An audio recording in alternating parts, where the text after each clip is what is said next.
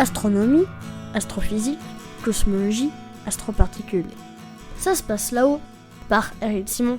La matière noire, on le sait, doit se condenser en halos de toute taille.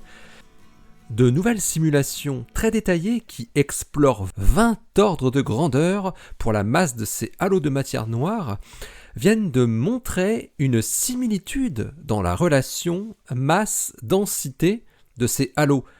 À partir d'une masse de 10 puissance moins 5 masse solaire, c'est-à-dire la masse d'une planète, jusqu'à 10 puissance 15 masse solaire, la taille d'un gros amas de galaxies.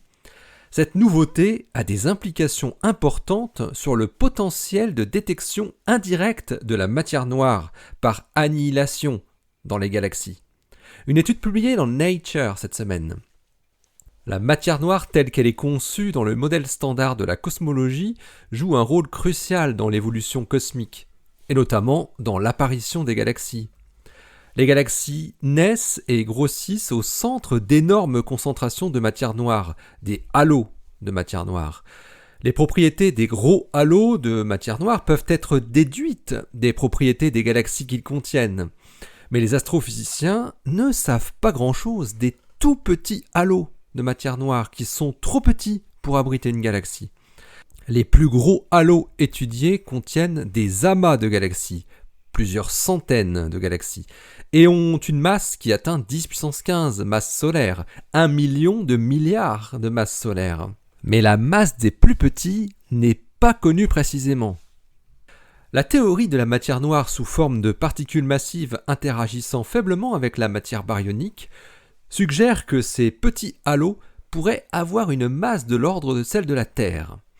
Ils pourraient de fait être très nombreux, participant pour une grande fraction de la matière noire.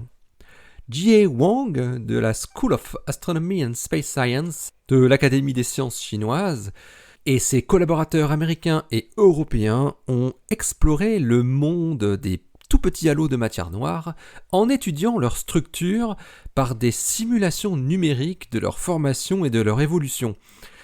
Mais ils en ont profité pour simuler la formation de tous les types de halos de matière noire dans le cadre du modèle cosmologique standard avec une particule noire de 100 GeV, ce qui leur donne une image inédite sur 20 ordres de grandeur, c'est-à-dire des puissances de 10. De façon surprenante, les chercheurs trouvent que tous les halos possèdent une structure interne similaire. Ils sont très denses vers le centre et deviennent de plus en plus diffus vers l'extérieur, comportant donc des sous-halos de plus en plus petits lorsqu'on s'éloigne du centre. Et cela est valable à toutes les échelles. C'est une sorte d'image fractale qui apparaît. En visualisant un halo sans connaître l'échelle, on ne peut pas dire clairement s'il s'agit d'un halo incorporant une galaxie ou bien un halo contenant moins d'une masse solaire. Les astrophysiciens s'attendaient à ce que les petits halos aient une distribution différente de celle des gros halos, ayant une densité globale plus importante par rapport à leur masse. Cette propriété a des conséquences importantes. Selon certaines théories de matière noire, les particules massives qui la constituent peuvent s'annihiler entre elles lorsqu'elles se rencontrent, car elles seraient leurs propres antiparticules. Ces collisions auraient donc lieu là où la concentration est la plus forte, au centre des halos. Cette annihilation doit in fine produire des photons gamma qui peuvent être détectés par nos meilleurs instruments. C'est ce qu'on appelle la détection indirecte de la matière noire. Ce signal d'annihilation dépend donc fortement de la structure de densité des halos en fonction de leur masse. Et les nouveaux résultats obtenus par Wang et ses collaborateurs leur permettent de calculer plus précisément l'amplitude du signal d'annihilation que l'on pourrait attendre des halos de différentes tailles avec ces propriétés particulières des petits halos, qui n'étaient pas imaginés comme ça jusqu'à aujourd'hui. Et bien sûr, ça change des choses, et pas qu'un peu.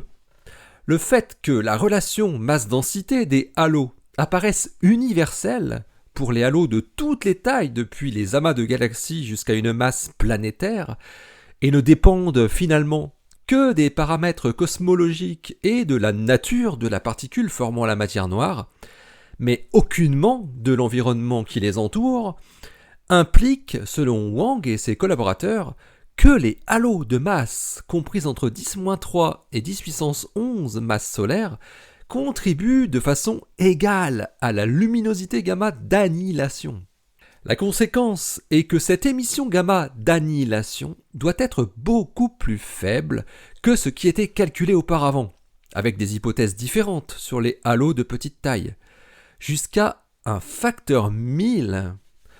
Autrement dit, il serait normal, entre guillemets, qu'on ne soit pas encore parvenu à détecter indirectement la matière noire par son rayonnement gamma d'annihilation provenant du centre des galaxies naines et des galaxies un peu plus grosses, où les recherches sont privilégiées. Cette émission gamma serait 1000 fois plus faible que ce que l'on pensait. L'article de Jie Wang et ses collaborateurs est paru dans Nature cette semaine, donc le 2 septembre 2020. Il porte le titre « Universal Structure of Dark Matter Halos over a Mass Range of 20 Orders of Magnitude ». Allez, d'ici la prochaine, portez-vous bien, restez bien les yeux vers le ciel. Et les pieds, sur Terre. Allez, salut.